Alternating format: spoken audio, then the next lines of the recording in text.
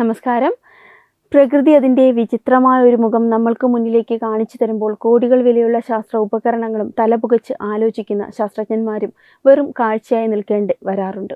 അങ്ങനെ ഒരു ഒന്നാന്തരം അന്താരാഷ്ട്ര മിസ്റ്ററിയാണ് ഇന്ന് നമ്മൾ പറയാൻ പോകുന്നത്.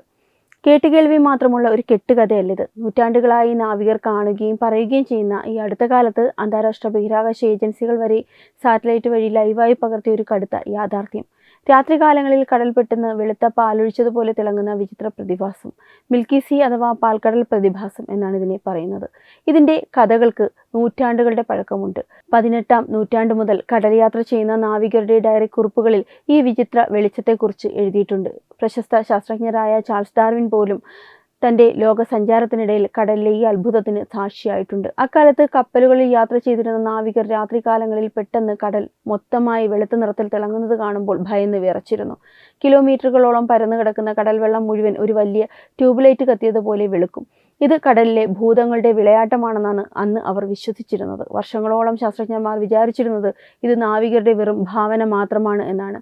എന്നാൽ 2005-ൽ US മാരിടൈം ഇൻസ്റ്റിറ്റ്യൂട്ടിലെ ശാസ്ത്രജ്ഞർ ഡിഫൻസ് സാറ്റലൈറ്റ് ചിത്രങ്ങൾ പരിശോധിച്ചപ്പോൾ ഞെട്ടിപ്പോയി.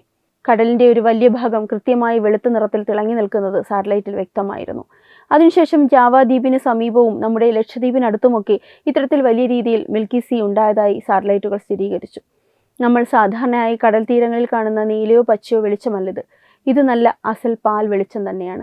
ഇത് ഒരു തീരത്തോ കപ്പലിൻ്റെ വശങ്ങളിലോ മാത്രം ഒതുങ്ങുന്നതല്ല. 10,000-കണക്കിന് ചതുരശ്ര കിലോമീറ്റർ വിസ്തൃതിയിലാണ് ഈ വെളിച്ചം പടരുക. ശാസ്ത്രജ്ഞന്മാർ പറയുന്നത് ഇതിന് പിന്നിൽ വിബ്രിയോ ഹാർവി എന്ന് പേരുള്ള ഒരു പ്രത്യേകതരം ബാക്ടീരിയയാണെന്നാണ്. ഈ ബാക്ടീരിയകൾ ഒരുമിച്ച് കൂടുമ്പോൾ ഒരുതരം രാസപ്രവർത്തനം നടക്കുകയും അതുവഴി തുടർച്ചയായ വെളുത്ത വെളിച്ചം പുറപ്പെടുവിക്കുകയും ചെയ്യും. പക്ഷേ ഇവിടെയാണ് വലിയൊരു ചോദ്യം ഉയരുന്നത്. കേരളത്തിൻ്റെ അത്രയും വലിപ്പമുള്ള ഒരു കടൽ പ്രദേശം ദിവസങ്ങളോളം തിളങ്ങണമെങ്കിൽ എത്ര കോടി ബാക്ടീരിയകൾ വേണ്ടിവരും? ശാസ്ത്രജ്ഞരുടെ കണക്ക് കൂട്ടലുകൾ പ്രകാരം പ്രപഞ്ചത്തിലുള്ള നക്ഷത്രങ്ങളുടെ എണ്ണത്തേക്കാൾ കൂടുതൽ ബാക്ടീരിയകൾ ഒരേ സ്ഥലത്ത് ഒത്തുകൂടിയാലേ ഇത് സാധിക്കൂ. കൂടാതെ ഈ കോടിക്കണക്കിന് ബാക്ടീരിയകൾ എങ്ങനെയാണ് ഒരേ സമയം ഒരൊറ്റ സ്വിച്ചിട്ടതുപോലെ ഒന്നിച്ച് പ്രകാശിക്കുന്നത്?